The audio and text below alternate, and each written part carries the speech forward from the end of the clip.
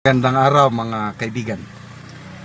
Bigyan natin ng reaction, opinion ngayon itong post ni Dare to Us. 1 minute ago, mainit-init pa. Breaking! Sabi, Senator Ronald Bato de la Rosa has filed a temporary restraining order or TRO and or writ of preliminary injunction against the reported ICC arrest warrant at the Supreme Court.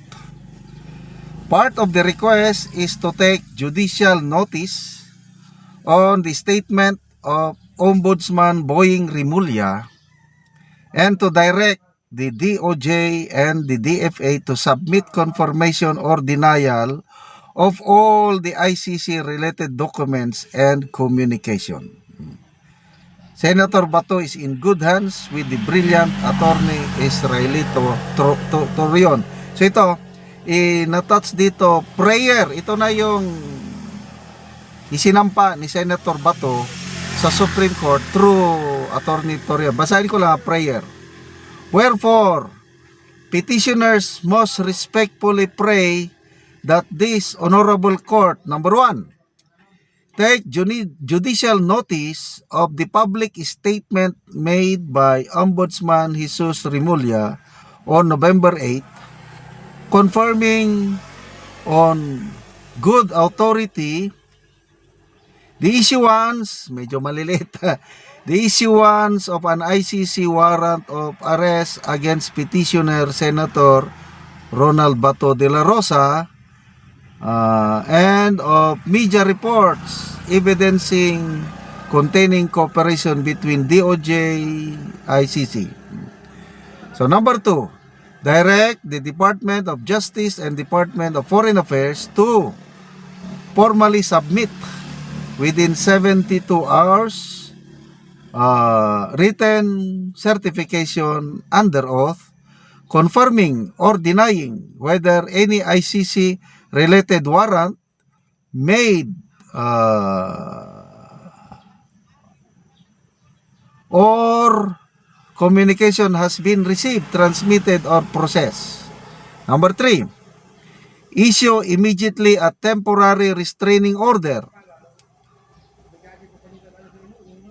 and writ of preliminary injunction enjoining all respondents, their agents, and subordinates from enforcing, facilitating, or coordinating the implementation of an ICC warrant, red notice, or surrender request against petitioner Senator Bato, extending any form of logistical, financial, or protective assistance to ICC witnesses through the Witness Protection Program, transmitting any ICC-related communication or communication through diplomatic or law enforcement. Resolve forthwith dito, all pending matters for malilit, pasensya na kayo, for injunctive relief, considering the gravity and immediacy of the constitutional issues involved. And then grant such order, reliefs are just. So, yun po. Ang galing. Paunahan lang ito. So, dahil yung lesson learned natin kay Tatay Digong, naunahan, ito na, bago pa dumating yung official kung totoo, kasi sinasabi ni Ombudsman Rimulya mayroon na siyang kopya, kailang unofficial, nakakuha na siya. So yung official, kung totoo, later on it will be communicated through channel. So ang alam ko dyan, dadaan muna sa DFA. Kaya tama ito, wise move itong ginawa ni Senator Bato and Attorney Torion na nagsampa na ng reklamo o kaso sa Supreme Court. At sana naman ang Supreme Court, aksyonan kaagad ito. And I believe, aksyonan agad ito ng Supreme Court kasi bago lang silang nagpalabas ng implementing rules o guidance na hindi na pwedeng ma-extradite ang isang Pilipino kung hindi dadaan sa korte. To me, yung guidance ng Supreme Court na yun is sampal sa mukha sa administrasyon. Kasi sinasabi ng Supreme Court, extradition is a judicial matter. Hindi pwedeng executive action lang ito. Ang nangyari kasi kay Tatay Digong, puros executive, puro sinarimulya lang. Yung group effort nila ba, sila-sila lang. Ang korte, nabigla. So, in-extradite, sinurrender ang isang Pilipino na walang say ang korte. Kaya, hindi na papayag ang Supreme Court ngayon, kaya naglabas na siya ng ruling. Na bago ang isang Pilipino, example, Senator Bato, bago nila i-turn over sa ICC na naman, dapat magsalita ang korte. Dapat mag-file ng formal request, I don't know anong term doon, ang Philippine government, example nandyan na yung ICC warrant of arrest. O mag-file itong DOJ ba ng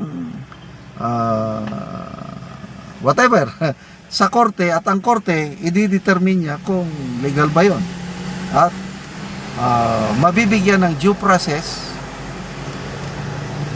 Senator Bato sasagot, dibinggin ng korte, and then mamaya mag-decide na ang korte kung pwede bang i-extradite, pwede bang dalhin si Senator Bato sa ICC.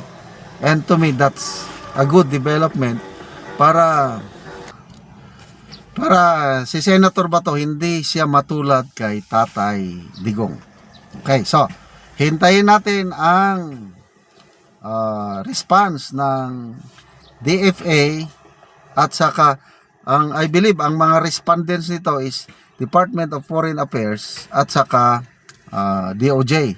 Although ang basihan sa reklamong ito ay yung pahayag ng Ombudsman Remulla na meron na siyang kopya ng kakapagtaka kung totoo na meron, bakit nakakuha siya kaagad? Trabaho pa ba ng Ombudsman ang extradition? Palagay ko hindi naman trabaho yan ng DOJ at saka DFA. Parang tingin niya siguro ano pa rin siya, DOJ pa rin siya. Okay, salamat mga kaibigan sa inyong pagsubaybay sa ating channel. Nakakatulong kayo ng malaki sa tribong Talandig ng Bukidnon dahil ang income natin sa channel na ito, pasensya na ako na sa highway ayan, nagtitinda. Ang income sa channel na ito is pantulong po sa tribo. Namimigay tayo ng libreng yero at pako para makapagpatay naman ang tribo ng mas maayos na tirahan. Panoorin nyo ang video na ito. Si ate ang natagaan Ugero, so mag-atop na gid sila karon. Tindog sila sa